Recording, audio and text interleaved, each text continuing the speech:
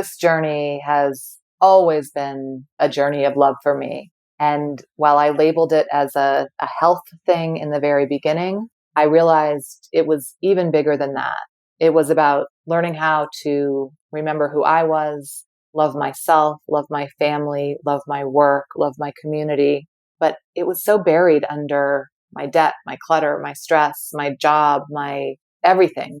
The more that I peeled back and let go of, the more room there was for this really deep, loving connection that I was looking for.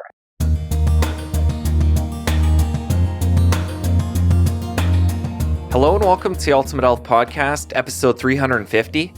Jesse Chapp is here with Marnie Wasserman, and we are here to take your health to the next level.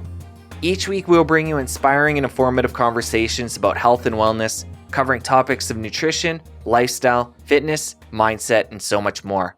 And this week, we're speaking with Courtney Carver. She writes about dressing and living with less on BeMoreWithLess.com and BeMoreWithLess on Instagram.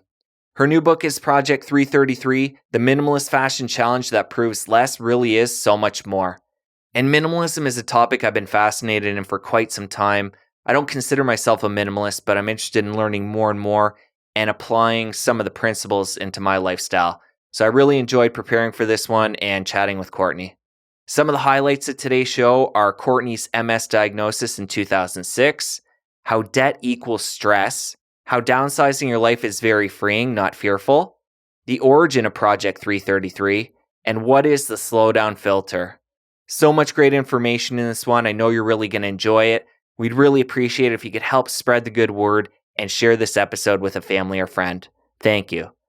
So without further ado, here we go with Courtney Carver.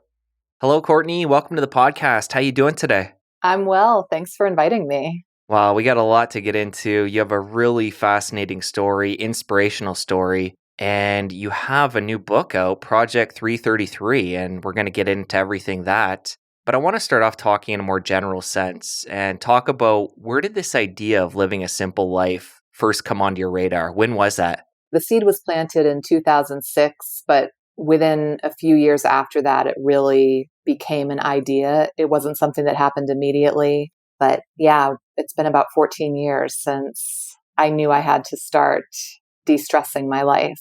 Right. And you mentioned 2006. That was the year you were diagnosed with MS. So take us back to that point and describe what life was like. Sure. So I was working in advertising in 2006 and had been for many years in marketing or advertising. And like most people, I was super overwhelmed, overworked, and overextended in what seemed like every area of my life. I was deep in debt.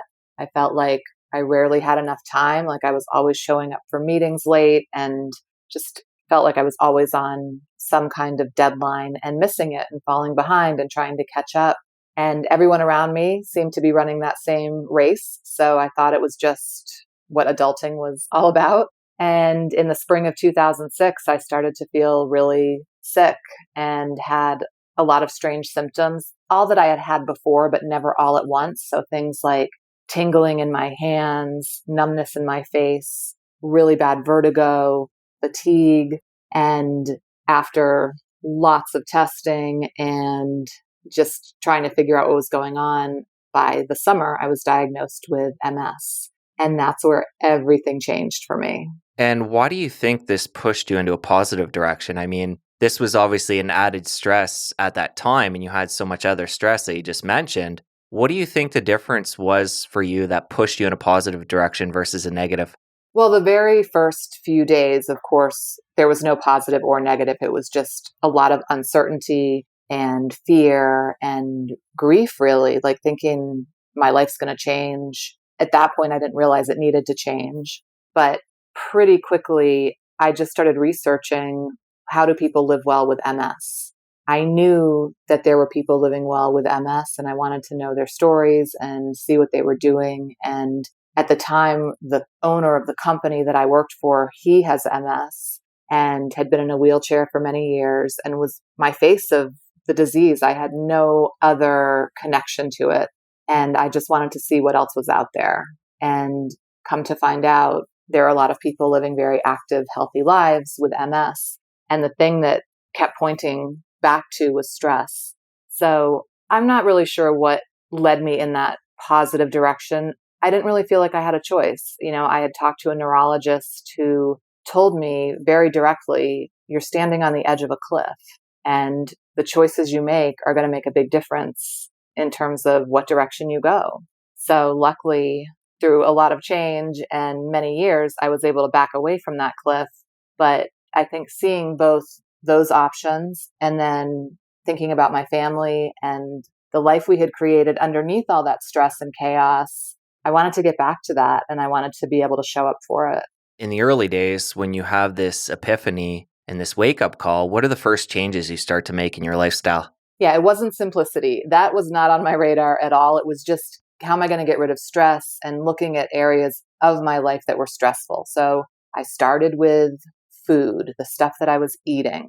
I thought, maybe if I can start by reducing some of the stress inside my body, that will be effective, because inflammation anywhere in your life is not great for MS or any other condition, if I'm thinking about it.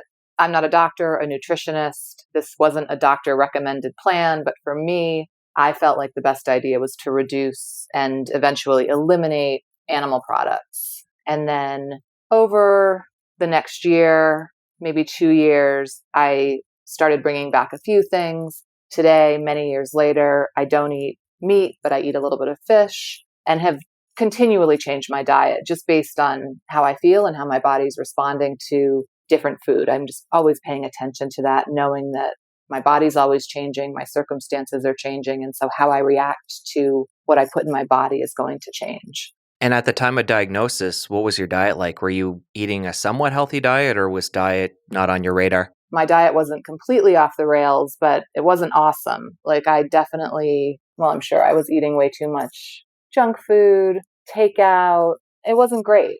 I was aware of it, but it wasn't a focus because I thought I was doing okay. Right. So you make the dietary change. What other changes happen in the early days? Yeah, so once that felt like the new normal to me, I looked at the next most stressful thing in my life, which was debt. We had tens of thousands of dollars in consumer debt, a home loan that was really outrageous, and I had never considered living debt-free because I went into debt when I was 18 years old and just thought that's how it would be. I would consistently take out car loans, have credit cards going, and it was stressful. Even though we had well-paying jobs, we were always trying to make ends meet, it felt like, because of all the credit card debt, the student loans, the car payments. And we decided, as stressful as that was, that would be a great place to start. And it took us 3 years, but we were able to pay off all of our debt.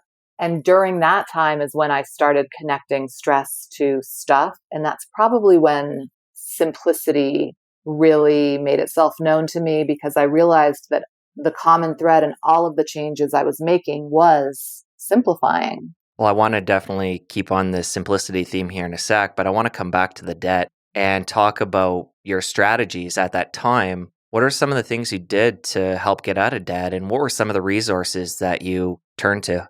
We followed a really specific plan. I'm sure you've heard of it before, but the Dave Ramsey Total Money Makeover. Yes, I've read two of his books, including that one.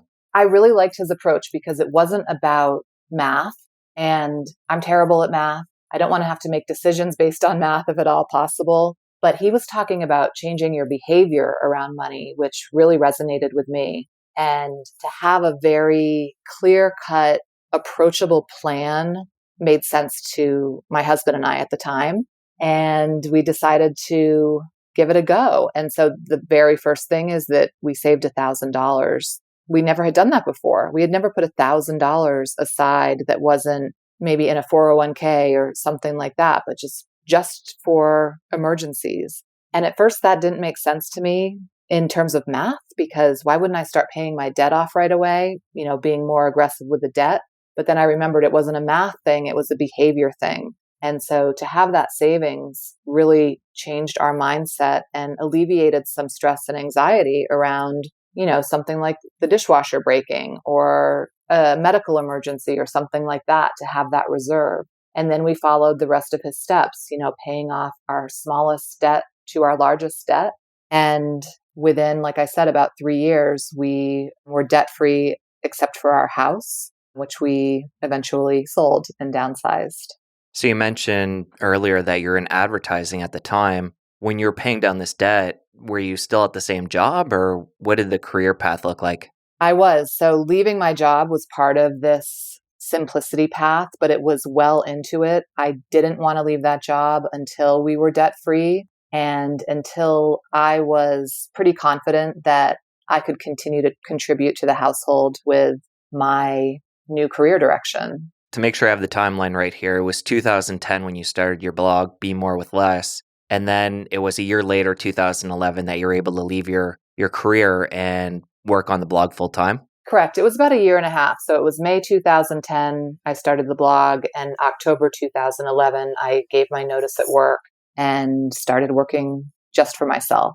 So coming back to the early days when the simplicity thing hit you, we talked about the debt, but we didn't really get into that. What were some of the early resources that you turned to at that time? Was it different blogs you found online, different books, documentaries? How did you get turned on to the fact that simplicity could be part of this, helping you, reach a greater level of well-being? Well, it really started with the debt, paying down the debt, working the Dave Ramsey plan. And then again, that's where we kind of really pulled back on shopping and excessive spending. And I could start to connect the clutter to stress. But I was looking at blogs like, I think the first one I saw was Zen Habits by Leo Babauta, who currently writes a lot about uncertainty and mindfulness, but started writing about more simplicity, decluttering, living with less. And his writing really connected with me. And that's kind of what kicked it off. And then, of course, once I started my site, I connected with a lot of other bloggers in that simplicity realm. But I wasn't a big blog reader, certainly not listening to podcasts then. So it was a lot of self-inquiry and finding these resources as they came by. It feels like 2010 just wasn't, definitely blogging was happening, but it wasn't like today that I feel like today you can just look up anything and there's someone amazing talking about it.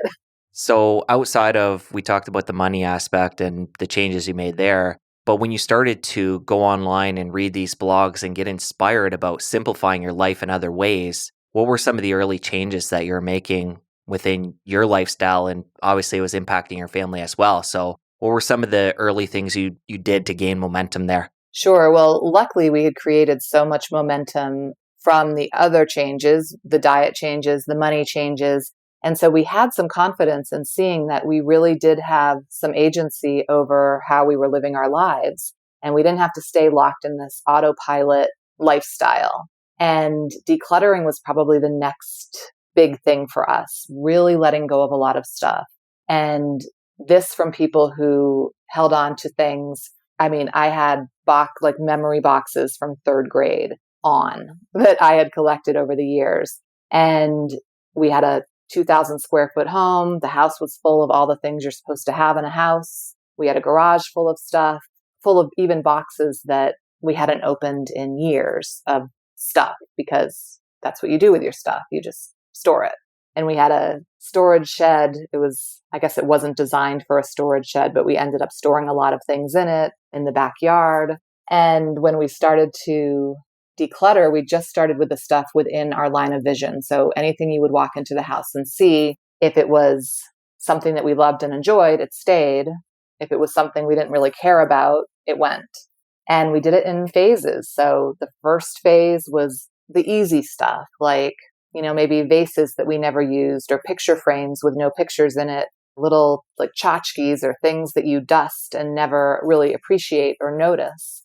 And from there, we would go further, clothes that we don't wear or that don't fit, duplicates in the kitchen. Like, how many wire whisks do we really need in our kitchen? Because I feel like we had all of them. So still working on the easy stuff. And this was probably a 2 or 3 year process as well. We started looking at the more challenging things like books, sentimental items, things that people had given us, and just continually focusing on letting go of the stuff that was weighing us down or definitely not adding value to our lives really helped us let go with more ease as we went along. And I suspect we got rid of 80 to 90% of our stuff by the time we decided to downsize. Wow. Well, continue the story there. You ended up taking a few years and getting rid of a lot of stuff. And it got to the point when you decided to move out of your home and into an apartment. So was that a decision that took a lot of, time to process and come to that conclusion, or was it just the next logical step for you? A little bit of both. So through this decluttering process, we ended up having empty rooms in our house because at the time we had a living room and a family room, which for 3 people was kind of absurd. Like we could all be in the same room as a family. We didn't need an extra. And so we got rid of a lot of furniture in that room. I never used my office. I was always working in the kitchen. So I got rid of a lot of office furniture. And when we saw how much extra space we had and that we were still taking care of all of that space, we started asking the question, like, wouldn't it be crazy if we sold our house? Even though it probably wasn't the best financial decision, but wouldn't it be great? Like if we don't have to spend another 10 years waiting for the market to bounce back, instead we can just go live our lives the way we want to live our lives. And so we did put the house on the market and downsized into a 750 square foot apartment with no storage. And at that time, it was myself, my husband, my daughter, who was getting ready to graduate from high school, a dog, and 2 cats. Wow. So a big move. It was a big move. And it was great. I really have 0 regrets about it. It didn't feel cramped. It worked for all of us. Well, you mentioned it felt great there. Can you get more into the feelings that you're having as you're going through the process and starting with the easier items and moving into the more difficult and eventually, downsizing your home to an apartment? Talk about how that felt inside, because I'm sure a lot of people listening right now, it just sounds really scary to them and they can't imagine, going through this. It was scary, but only when I was thinking about what other people would think about it. So we asked questions like, is this a step backwards? Because aren't you supposed to just keep getting bigger houses and keep growing and owning things? But when we started talking about what was best for us and for our family and what felt right, it wasn't scary. So if I could eliminate in my mind what other people were thinking about it, it wasn't fearful for me at all. And I remember towards the very end, I had probably 5 or 6 boxes of stuff that I didn't want to let go of. And I wrote on all of these boxes, save for storage, decide later. And I just figured that wherever we moved, there would be this glorious storage area underneath somewhere where all that stuff could go. But when we found the apartment that we wanted at the time, there was no storage. And so I let all of those boxes go, and you couldn't pay me to tell you what was in them. I have no recollection of all of that important stuff. So if anything, it was freeing instead of fearful, because now we didn't have all that space to take care of. We weren't worried about the massive mortgage payment. There were just so many things that alleviated stress. And I remember maybe the first week in to all of this, my husband woke up, it was a weekend, and he just looked at me and he said, guess what I'm not doing this weekend? He said, I'm not going to mow the lawn. I'm not going to have a conversation with a neighbor about who's going to replace the fence. I'm not worried about the roof. Let's go hiking. So it wasn't just you. He was all in with this as well. He was. And I think I was probably the ringleader in all of this. But because it came from a place of, these are the things we're doing to make you well and all of us happier and healthier, it wasn't a chore or something that I had to push him into or convince him. And there were a lot of things I did just on my own at first. So it wasn't like I had to get everybody in the family on board right away, which I know people worry about, like they have different interests, but it all came together in a really great way. Now we're going to take a quick break from our chat with Courtney to give a shout out to our brand new show partner, BlueBlox. BlueBlox is a company that specializes in evidence-based advanced light filtering eyewear. And you may remember a couple episodes back, we interviewed the founder and CEO, Andy Mant, and that was episode 348. And he's a wealth of knowledge on the topic of light and how the right light is essential for thriving and junk light depletes our health. And when it comes to light filtering eyewear, BlueBlox is truly our favorite. They have a number of different lenses, but today I want to highlight their Sleep Plus lens. This blue and green light blocking lens eliminates 100% of blue and green light between 400 nanometers and 550 nanometers. And this is the exact range that has been shown in clinical trials to disrupt melatonin and negatively impact our sleep. These are the best blue light blocking glasses available for optimizing sleep, recovery, and balancing hormones. They're to be worn in the evenings before bed, and they're available in non-prescription, prescription, and reading magnification options. And as a listener of our show, you get 15% off your Blue Blocks glasses by using our link, ultimahealthpodcast.com/blueblocks. Again, that URL is ultimahealthpodcast.com/blueblocks. And Blue Blocks is spelled BLUBLOX. Again, that's BLUBLOX. And other great news, they have free shipping worldwide. So no matter where you live, you get them shipped to your door for free. Go and get yourself a pair of the Blue Blocks glasses with the Sleep Plus lenses and start sleeping better. Now we're going to give a shout out to our other show partner, Organifi. Organifi just released a new product called Balance, and this is actually a 2-in-1 product. It's a probiotic and prebiotic in one convenient stick. It contains 7 carefully selected pre and probiotics, and it will improve digestion and boost your immune system, and each stick contains 20 billion CFUs.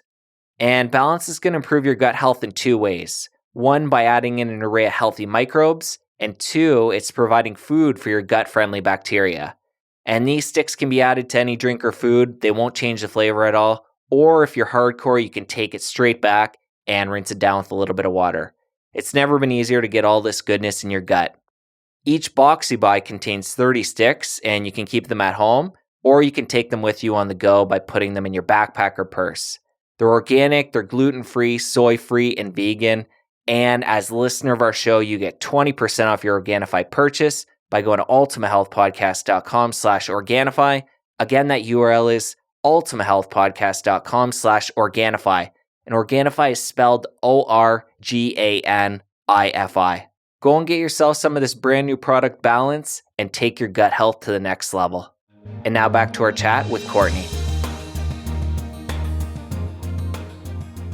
And talk about your teenage daughter at the time. How does she react when mom's, going through so many big changes and simplifying? And was she just along for the ride, or how did she react? Yeah, I ask her that question even now because she's 24, and sometimes I'm just curious about, I can say what I remember her reacting, but I wonder how she's processed it since. And usually she's just like, I was so caught up in my own stuff that I wasn't really noticing that much. But she says, I do remember a lot of the conversations around money and debt, which I think attributes to the fact that she's not in any debt in her early 20s. And also, we used to do a lot of shopping trips together, and that shifted, but it didn't shift in a negative way. Again, I had time to be with my family and to pay attention and connect in ways that I really wanted to before, but couldn't because my brain was just going in so many different directions. And I think a lot of times it's important to fill these voids when we make a lifestyle shift like this. And you mentioned you and your daughter would go shopping together. Was there anything consciously at that time that you did to replace that with something more healthy and productive? That's a good question, and not something I've really thought about, because I know I replaced my own shopping trips, where there were many solo shopping trips, with self-care, which was a great replacement and something I continue to do to this day. But with her, I think it was just being home more, being around, and looking for ways where I didn't feel like we needed that opportunity to connect, because I think a lot of us do that. Like, we want to find ways to connect with our kids, and maybe a shopping trip is that way. So yeah, I think it was just looking for other ways to connect and eliminating that stress around, so I didn't need an outlet to get rid of it. And you mentioned self-care there. What were some of the practices you got involved in? Those have changed for sure over the years, but definitely like better sleep practices. So going to bed earlier and waking up a bit earlier, that was a big shift that I made. I'm a meditator. I've been meditating for many, many years. Initially, I was doing things like Headspace, guided meditation. And now for the past year, a little over a year, I've been practicing transcendental meditation. And then self-care things as simple as taking a walk or calling someone when I feel stressed out instead of bottling it up and needing a way to get rid of it. Journaling. I just can't write enough every single day about what's going on. And it's not even that I'm writing down things that I use or even keep. I usually shred or burn my journals because all it is just letting go of the things that are running around in my brain. Yeah, it sounds like a great practice. It's one thing to take on simplicity as a lifestyle for you and your family, but it's another thing to put that out to the world and start a blog. So, at what point did you contemplate, I have this lifestyle that's changing my life and my family's life, and I want to share that message? Was that early on, or did that take time to get to that point? It took time, but what led me to my blog now, Be More with Less, is that I had another blog, a personal blog, I want to say maybe a year, maybe even less after I was diagnosed with MS. If I remember right, it was probably like a Blogspot blog, and it was just me writing about what was going on to share with friends and family because, of course, people were calling and asking and checking in and wanted to know how I was. And so I was talking about the things I was doing, things that I was hearing from my doctors, new research on MS treatments, some of the self-care practices. And it was a public blog, but it never occurred to me that anyone besides my family and friends would read it. And one day, kind of out of the blue, I got an email from someone who said, I just want to let you know, I read this article you wrote, and I'm going to try this thing that you recommended. And I can't remember what the thing is, but in that moment, I realized how powerful this opportunity was to connect with other people writing openly online. And that's what eventually led to the work that I do now. Right. And does the original blog still exist out there? I don't think it does, but then again, everything is out there somewhere. Archived or something like that, yeah. So let's talk about the origin of Project 333. I know this came out in 2010. Did it start out as a blog post? It did. So I started the blog itself in May of 2010. And in July, I started thinking about my closet because, as I mentioned, I had a little bit of a shopping issue. And so even while I was simplifying my life, the shopping wasn't completely going away, especially while I was still in some debt, which I was when I started the blog. And so I thought that I needed to do something about my closet, but that this slow and steady approach that I had taken to everything else wasn't going to be effective because the closet was out of control. I mean, clothes in the closet, in other closets, in drawers, in boxes in the garage, just everywhere. And I wanted to create a challenge. And I thought, wouldn't it be interesting to find out what it would be like to wear fewer items of clothes for a few months? And I made a list of the things I thought I would need. And the number came to 45 or 50 items. And in the spirit of it being a challenge, and I knew I wanted to do it for 3 months because I live in a 4-season state, I thought, why not 33? Could I do 33? And I wrote about the idea. And then in October of that same year, I announced that I would be doing the challenge and invited people to join me if they wanted to.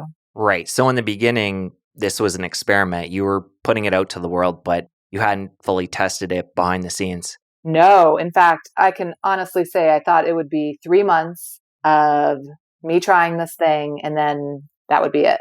So let's go through what somebody would do if they want to go through this process and challenge themselves. Let's take it from the top and go through what this experiment would look like. Sure. Well, the rules are that you are going to choose 33 items for 3 months. And those 33 items include clothing, jewelry, accessories, and shoes.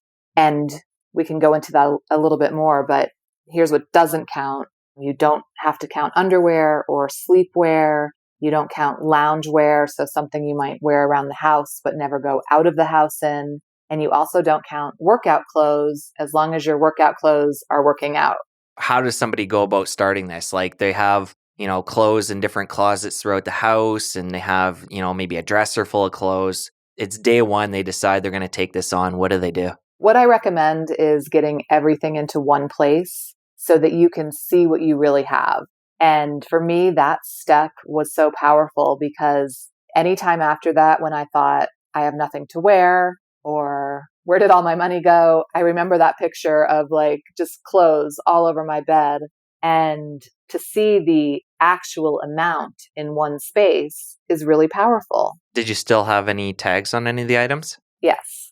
And I've yet to be in a room with people and ask that question as people are going through their closets. Does anyone have tags still on? And half the room at least raises their hands. So definitely tags still on, clothes I had never worn, clothes that were given to me as gifts that I just held on to because I thought I was supposed to and felt guilty letting go of them. And then I took all of that stuff, and this is what I recommend that people do, and just very as quickly as possible without giving it a lot of thought, divide it into 3 piles, like a pile of, I love these clothes, a pile of, I'm going to donate or sell or do something else with these clothes, and then a maybe pile, knowing that everything that you're doing is temporary if you want it to be. You don't have to get rid of anything if you decide that's not the best move, but at least sort it like that.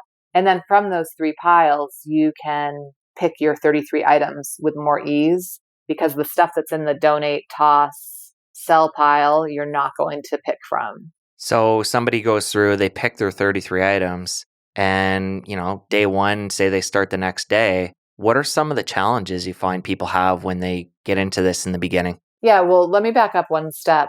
I think the next step is to hide everything else that's not going to be in those 33 items. So get it out of sight, even if you're not doing anything with it, just get it out of sight. So you can have those 3 months of more space in your closet and benefit from that in so many ways. But interestingly, the most challenging part of this challenge is thinking about it. So what I hear from people who start it, and this was my experience as well, is there's some sense of ease even on that first day, because you open your closet and you don't have to make 500 decisions. You don't have to look at all of your bad purchase decisions. You don't have to look at the clothes that don't fit you. You simply look at the items that you chose and pick something to wear and go about your day. So for sure, hide that stuff. And then again, it's that you can really overthink things. And I think this can be applied to almost anything. Like the most challenging things that we do, it's normally about how we're thinking about it, how we're approaching it. And we can overthink our way out of just about anything. But once we start, it's usually better than we thought. So other than going into your closet and having less to choose from and an easier decision each and every morning, what are some of the other benefits people are going to get by going through this? It's different for everyone, but some of the common things that people experience are saving money, of course, because they're not shopping during those 3 months, having more clarity throughout the day, because again, they're not making those decisions. People report getting more compliments on their clothes. I had the same experience, which is really interesting. And they were complimenting in different ways. So instead of, I love that shirt, or I like those shoes, it was, wow, you look great today. So I thought that was something really unexpected. People have told me that they have less anxiety and depression overall by doing Project 333, which is something that never crossed my mind that it would impact people in that way. And I think that's probably one of the best things that has come from it. Like if this simple closet challenge can impact your mental health, that's pretty big. So what's happening in the physical realm externally is going to impact the internal. Of course. I think it goes both ways. Right. And do you find this is often a catalyst into, simplifying in other ways? Is this often the first step for people that, leads into more? It is. It is often the way people sample simplicity, because it's something that they do every day, getting dressed. So it's one area of their life that is happening on a daily basis that they can simplify in a matter of a day and get to see if they like it or not. And what usually happens is people find that they enjoy dressing with fewer items. Not that 33 is the ideal number for everyone. I mean, once you try it at 33, maybe you decide your number's 40 or 25. It doesn't matter. But people get really curious about what that looks like in other areas of their homes. So maybe they can reduce the number of coffee cups they have, or the number of candle holders, or number of dishes, or number of whatever. It really gives people a lot of confidence when they discover that it's not a sacrifice. It is something that makes your life more enjoyable and less stressful. And I know for me, it's like when I started to incorporate more of a minimalistic lifestyle into my own day-to-day, it got addicting. It's like I got a little bit of a taste for that feel, that decreased mental clutter. it just spirals into one thing after the next. So I can totally relate. Yeah, I just don't want to spend one extra moment of my life managing my stuff. So I appreciate the things that I own. They add value to my life. We need things, some things, but it just surprises me if I think back to all the stuff I thought I needed to be happy, successful, secure, to having a fraction of that amount of stuff now and feeling even better, much better. And it's interesting. I mentioned before the call that we actually just had our first baby. It was interesting as my wife, Marnie, who's also the co-host of the show, when she was pregnant and picked out maternity clothes, she didn't have the same wardrobe she did before. She's not as much of a minimalist as I am. And this was kind of, in a way, forcing her into being more of a minimalist. And she really did enjoy that aspect of waking up and not having as many things to decide upon and choose from. And I know that's something that's moved forward and still impacts her today. So just interesting. That's great. And I think it's really fascinating how many people discover they were already doing most of Project 333 because they were still wearing the same things over and over again, the clothes that felt best on them, but they were having to pick them out from all of that other stuff that they had. I probably only have 30 items that I'm wearing on a regular basis. I have my favorite pants. There's like 2 pairs I can think about. My favorite hoodie, and it just goes on and on. There's only a real handful of things that I love, and I'll continue to wash and wear as much as I can. Right. Same here. So let's move into digital clutter. This is an area that in the 21st century, we're so connected and we just do so much in general on the computer and in that world. How do we translate this simple life into that realm in the beginning? By being really thoughtful. And I think of digital clutter in a couple of ways. The stuff that lives on our devices is one way. And the second way is how we engage with it. And I think that second part is even more important to think about how you're engaging with all of the digital stuff. So if you wake up and before you even sit up, you grab your phone and you're into your email and the news and social media, you're already kind of stressed out before you've put your feet on the ground for the day.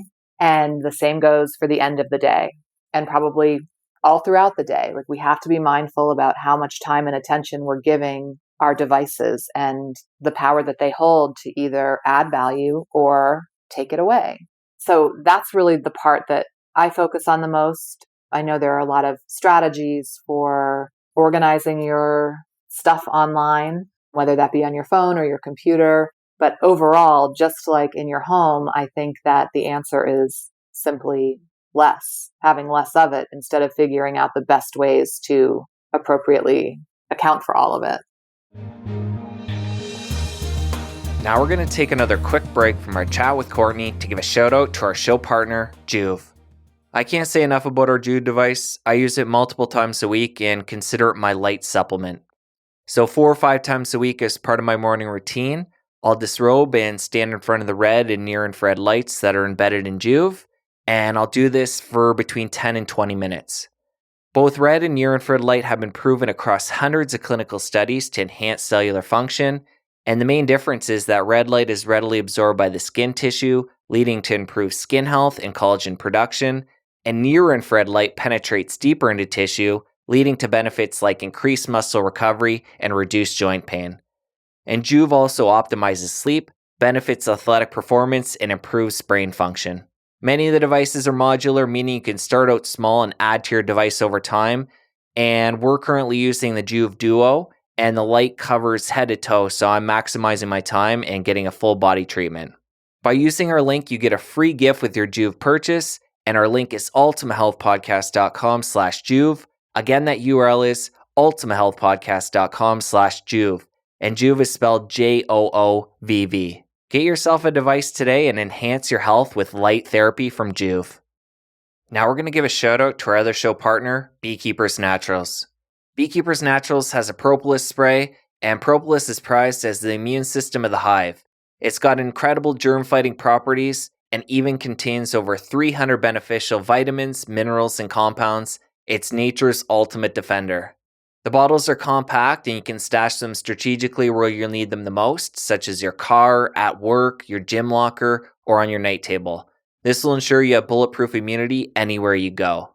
The propolis spray is a high-potency extract, so you can enjoy the full immunity power of the hive with just a few sprays, and it has a sweet honey-like taste that I really enjoy. And as a listener of our show, you get 15% off your Beekeepers Naturals purchase by going to ultimahealthpodcast.com/beekeepers. Again, that URL is ultimahealthpodcast.com/beekeepers. On top of that, if you spend $60 or more, you get free shipping. Go and get yourself some of the propolis spray today and make it a staple in your home. It's definitely a staple around here. And now back to our chat with Courtney.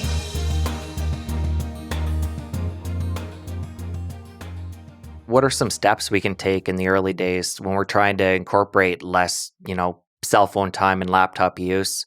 To me, right away, I think about maybe not bringing the phone into the bedroom at night. That way it's not there in the morning as well, and you're not going to go to it first thing in the morning. What other areas can we look at in the beginning? Yeah, it's not even just in the beginning. I mean, I'll be honest, I still have to really create boundaries around my digital devices many years into already doing that. So it changes. If I'm traveling, it's a little bit different than if I'm home all the time. But I think creating some digital free times and spaces, very powerful. So like I mentioned before, perhaps mornings and or evenings, you're not doing certain things online, whether that be email or I don't know what it might be for different people, social media, news, certainly, just because you don't want to take that into your sleep and you certainly don't want to start your day that way. Most of us. I mean, there's always going to be an exception.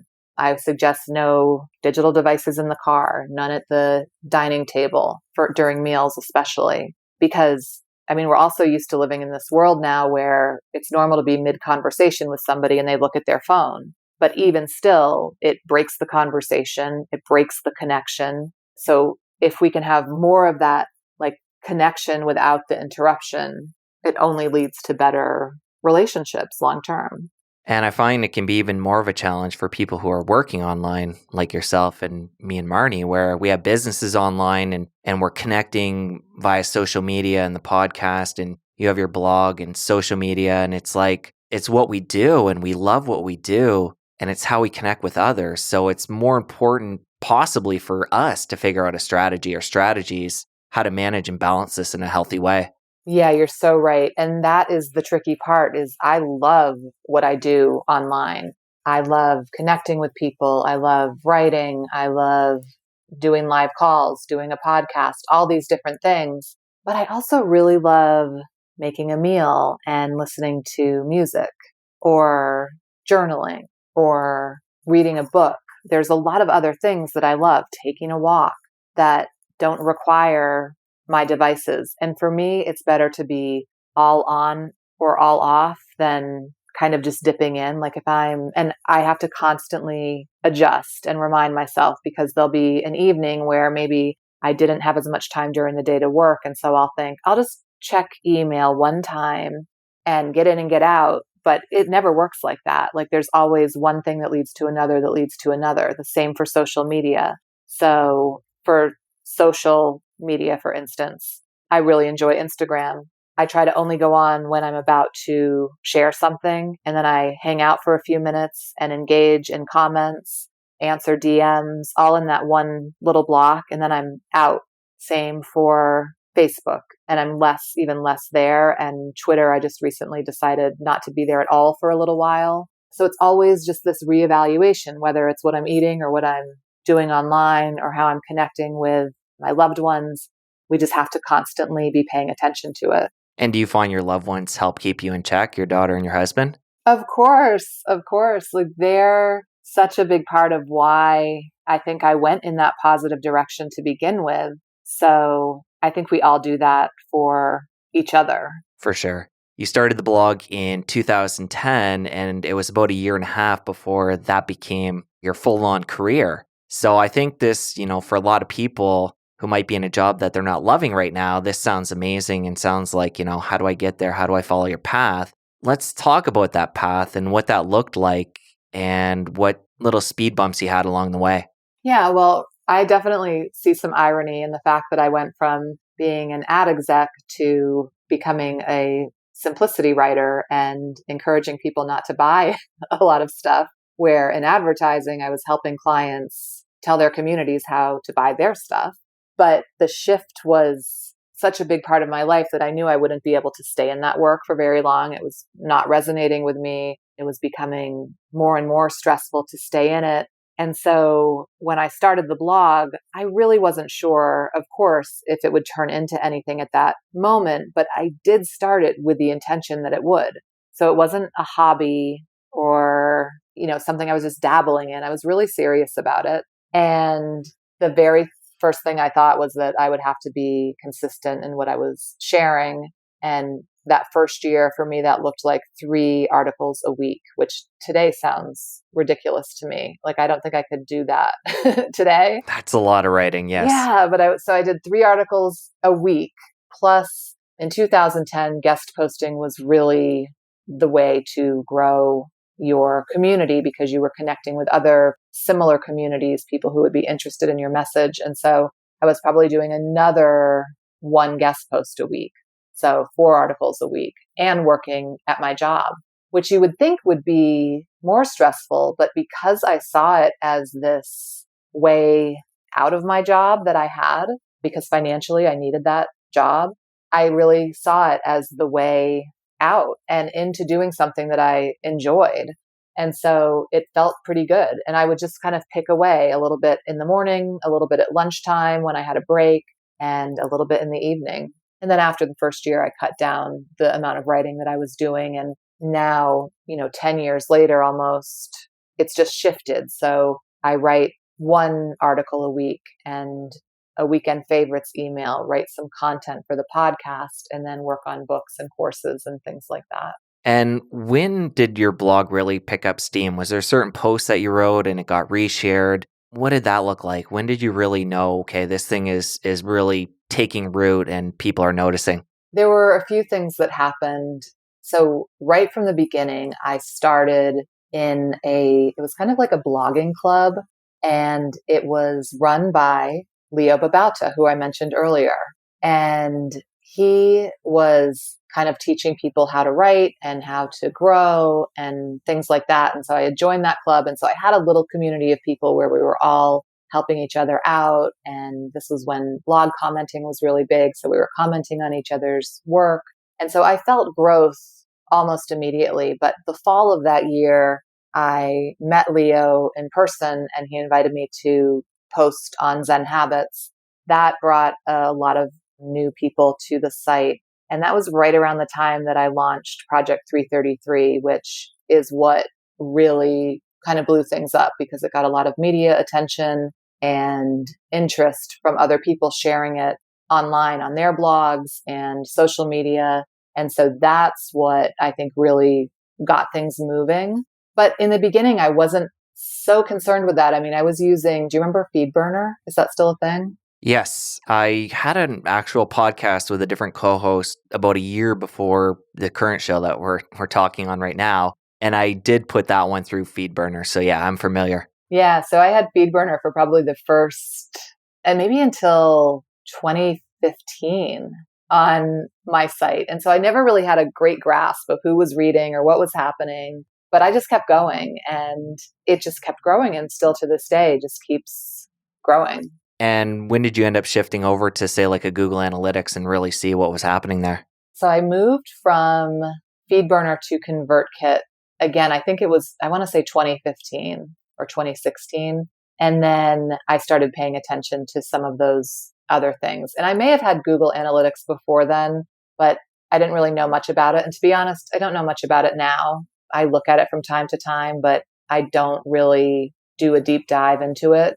I just really trust that the people that are getting value from the site and the work that I do are sharing it with the right people and take it from there. Again, I mentioned earlier that I'm not a big math fan. That feels like math to me. So I'd much rather focus on the creating and connecting part and just do the bare minimum in terms of the math stuff.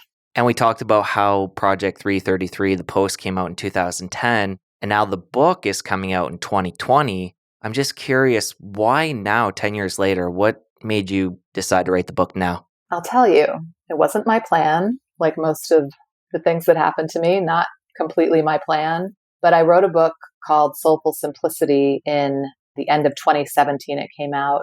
And I had a chapter in the book called Simple is the New Black. And it was all about Project 333.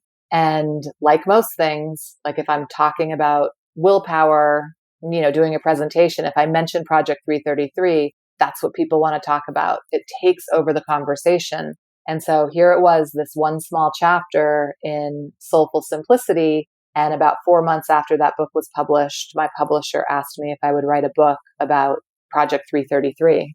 And I said yes. And at the end of that book, you talk about love, and I want to get into this a little bit. And you say simplicity is the way back to love. So explain that. Sure. Well, this journey has always been a journey of love for me. And while I labeled it as a health thing in the very beginning, I realized it was even bigger than that, because it was about learning how to remember who I was, love myself, love my family, love my work, love my community. And I thought I had all those things before, that I was connected to that love, but it was so buried under my debt, my clutter, my stress, my job, my everything. Just, there was too much.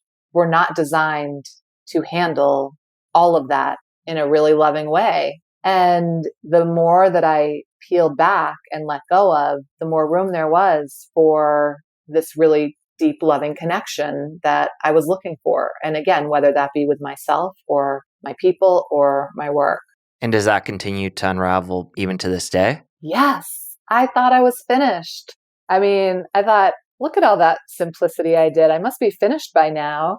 And then last year, so in 2019, in January, I decided to let go of alcohol. And that had never crossed my mind as complicating my life, but living without it demonstrated to me that it definitely did complicate my life. So I've been without since then. So more than a year, maybe a year and a few months. And then I think that adding transcendental meditation was another way for me to really pull back another layer and dig deeper into something that really resonated with me, which was meditation. And now that you've been in this world for so long and doing so much work, are there any projects on the horizon that you want to get into and declutter and simplify? Or do you feel like at this point it's still to be determined? I think it's very fluid. So I'm always thinking about my living space and what I'm working on. I would say for right now probably is to be determined.